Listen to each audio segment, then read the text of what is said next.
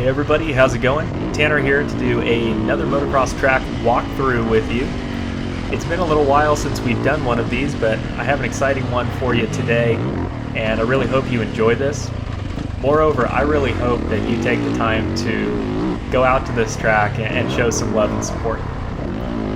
Now, I should be saying that every time I do one of these walkthroughs because I truly believe it, and I hope you do too, in that it feels sometimes like motocross is a dying sport, in that every time a track opens somewhere, it seems like it's only a matter of time until it closes down due to typical things that we're all used to hearing, right? There's some sort of bad environmental impact, it's not zoned correctly, there's a lawsuit in place, they just built a new housing community right next to it and the owners are complaining about noise, or they just decide to sell after a certain period of time, right? So it seems like every time we read about motocross tracks, we're reading about a track that's closing down and not one that's opening up. So you can imagine my joy, and maybe even disbelief to some regard, when I was on Instagram about a month before I filmed this and saw that there was this new track that was opening in Kimball, Nebraska.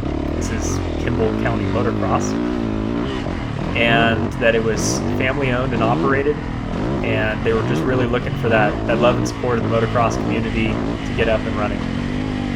As those of you who operate heavy equipment know, it's not cheap to operate a dozer or skip and drag or whatever it is. Diesel ain't cheap, and wells ain't cheap. This whole prospect insurance isn't cheap, right? And so getting into the motocross game, you are taking a leap of faith, and it is a risky endeavor. And so it's really important for us as riders and as a community to then go out and support these people to encourage the growth of more and more tracks and the growth of our sport. I think it's an awesome sport. It's something I grew up doing with my dad, and we still have the opportunity to do together.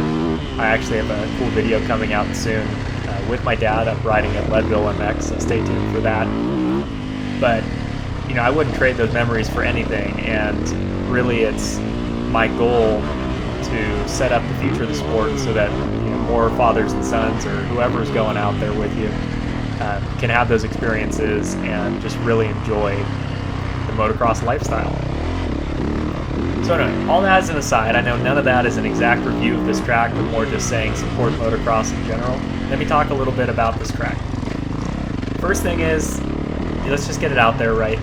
It's not a perfect motocross track. I don't think there's any perfect motocross tracks. There's going to be things about any and every track that you're like, yeah, that section could have been a little bit better. This track's no exception to that. Before that roller section you just saw me go through, there's a couple weird little off-camber turns before that really were one line throughout the day. I don't love any one-line sections on any tracks that I go to. I really like the opportunity to create more lines, or where there's optional lines that are maybe just as fast as the other, so that you're able to provide those passing opportunities. And I would say for the most part, this track nails that. The dirt was really good. I actually had a older tire that I left on my bike going into the day, because I thought that the track was going to be a really hard pan, blue groove, maybe had some rocks, just based on where it was, the fact that it was a newer track. But I was pleasantly surprised. Upon arrival, the track was really loamy and good. They did a great job of ripping it. It wasn't too deep, wasn't too shallow. It was deep enough to where you were able to get ruts, but not so deep that it was like you're riding a pro motocross national on the practice session. So that was really great. And they also didn't water the crap out of it to a point where the first moto was completely unrideable. The track was open between the hours of 10 a.m. and 4 p.m. I started my first moto around 10:30, and the track was very rideable at that point in time, and we were able to cut in some lines.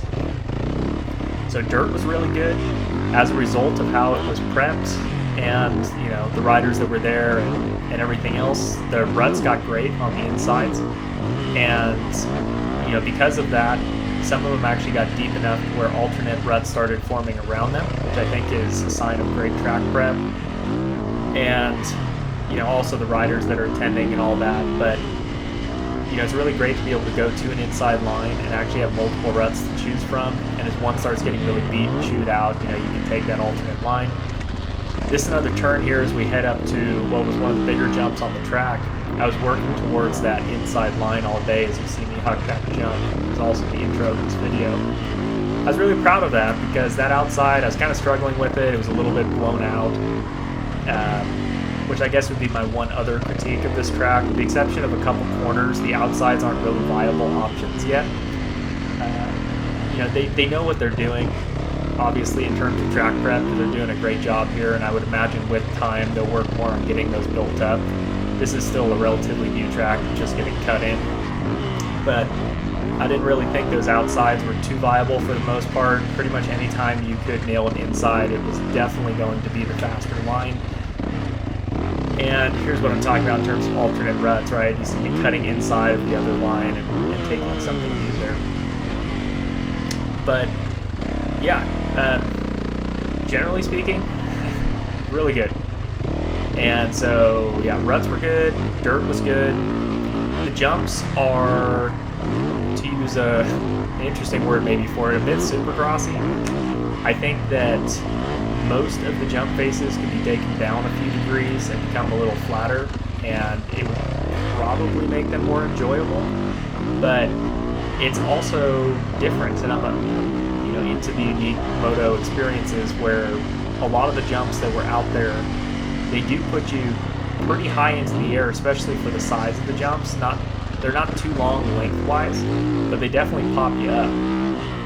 And that can be a bit startling at first, especially if you're not really used to jumping or you're just getting into the game. Maybe that's a little bit overwhelming.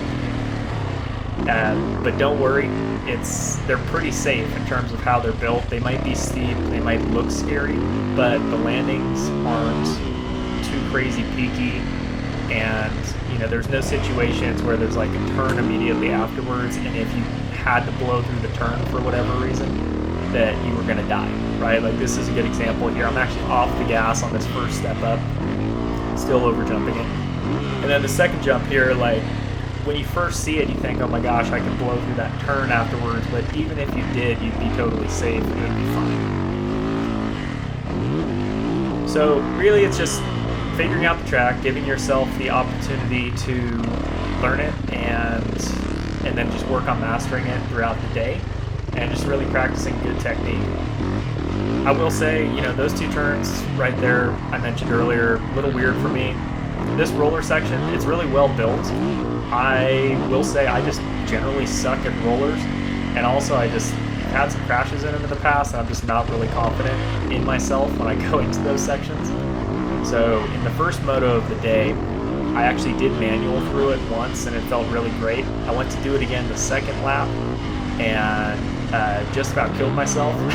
Started swapping a little bit, and that's when I was like, man, it's a practice day. Like, I don't have anything to prove to anybody, and I'll save it for another day. And I think as I've gotten older, that's just something I've learned, where it's like you're under no obligation. No one's holding a gun to your head and saying you got to go do this jump or this rhythm lane or whatever it is. If you're not feeling it, just don't do it. It's not worth it. But yeah, I really focused on the other sections of the track. It did bother me that I sucked at those rollers all day, but you know what? You got to save something for next time. And I hope you've enjoyed this walkthrough. If you have specific questions about like what gear were you in that jump, or what was it like to hit that thing from the inside, or what's it like to really suck at rollers, reach out to me in the comments. Let me know your thoughts. I'm happy to answer any questions you have.